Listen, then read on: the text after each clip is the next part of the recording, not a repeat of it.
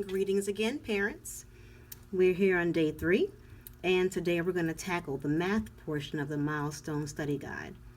The math portion actually begins on page 80.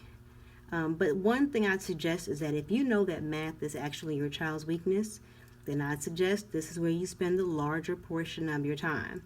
Again, the goal is to make this work for you. Now, just like the ELA portion, the first page discusses logistics, such as test format, organization, content, and the types of questions your child will see on the test. Pages 81 to 88 show the depth of knowledge question samples. These are important to review since it shows the point value for each type of question and what is required to get the maximum points allowed. This helps our students understand time management and prioritizing where to put that time when it might be running low.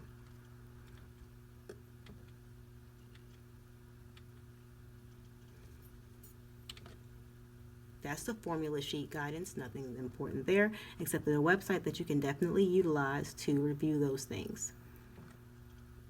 Now, Unit 1. This is where we start off with number system fluency. Key terms are discussed here. I'd suggest quizzing your child on these words again and having them study the ones that they don't know. 91 starts where we have sample item 1 through 93, with the answers to those questions being on page 117. Now, Unit 2 starts on page 94, and this is rates, ratios, and proportional reasoning using fractions. The key terms are on page 94, and the sample questions are on page 95 through 97. And the answers to this section are found on page 117 as well. Now, Unit 3 is expressions, and this runs from page 98 to 100, with the key terms again listed here first, and the sample questions starting here on page 99, moving into 100. Those answers are on page 118. Now, Unit 4 starts here, and this is one-step equations and inequalities. And this goes from page 101, with the key terms listed here again, through 103, with the answers to those pages being on 118 and 119 in the back. Unit 5 moves into area and volume. Key terms listed first again.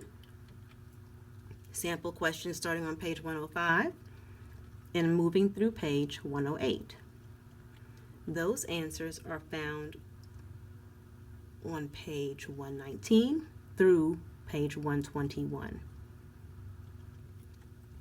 Now, page 109 starts at Unit 6, which is statistics. This is the final unit. And this goes from 109 to 112. And the answers to those are on page 121. Actually, I have one more unit. Unit 7, rational numbers and their opposites. That's page 113 through 116. And those answers are on page 121 to 122. One thing I found here is they misnumbered that up top, but it's items 21 through 24 actually. If you noticed as we scroll through, there are lots of constructed response or extended response boxes, meaning, as you know, that students are not only expected to recall information by choosing answers, they must be able to prove their answers, which is one reason why it is so important that they practice this very important skill. Now, as I did this, the math is a lot more condensed in regards to the amount of questions, but please don't be misled by the importance of taking the time to go over these pieces really carefully so you can know what your child needs to continue to study beyond this assessment guide. So I hope this helped, even if it's just a little, in tackling this really large assessment guide, but also in showing you and your child what they can look forward to and what they need to do in order to prepare fully for this upcoming test. If you have further questions, please bring them with you to upcoming conference week, which is March 6th through the 10th.